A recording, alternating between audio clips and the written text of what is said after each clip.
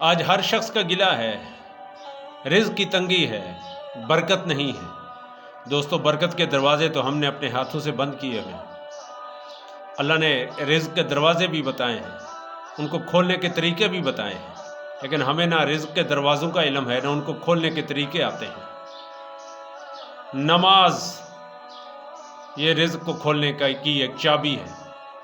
اس سے جو بے نمازی ہوتا ہے اس کے رزق سے برکت اٹھ جاتی ہے، اور نمازی کے گھر سے کبھی برکت ختم ہی نہیں ہوتی۔ استغفار، زیادہ استغفار زیادہ برکت کا باعث ہوتا ہے۔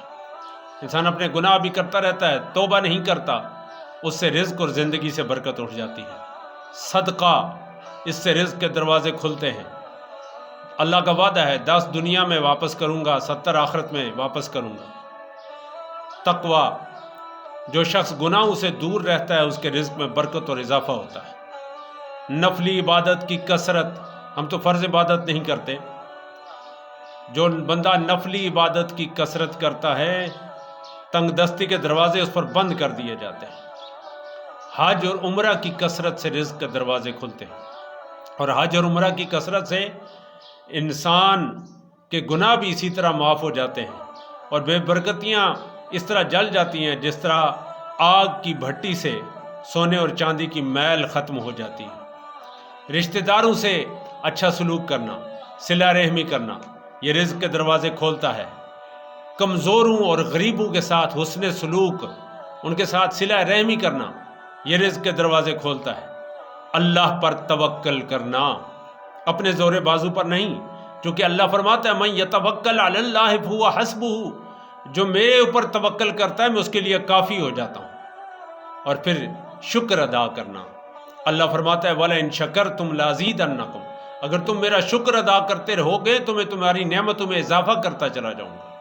لیکن یہ دروازہ بھی ہم نے اپنے ہاتھوں سے بند کیا ہوا ہے۔ گھر میں مسکرا کر داخل ہونا اور گھر میں داخل ہو کر سلام کرنا، اس سے رزق کے دروازے کھلتے ہیں۔ ماں باپ کی فرما برداری سے رزق کے دروازے کھلتے ہیں۔ ہر وقت باوضو رہنے سے رزق کے دروازے کھلتے ہیں۔ چاشت کی نماز پڑھنا رزق میں اضافے کا اور برکت کا سبب ہوتا ہے، اور روزانہ سورۃ الواقعہ کی تلاوت کرنا یہ رزق کی ضمانت ہے۔ بالخصوص مغرب کی نماز کے بعد اس کی تلاوت کی جائے، اور سچے دل سے اپنے رب سے دعا مانگنا۔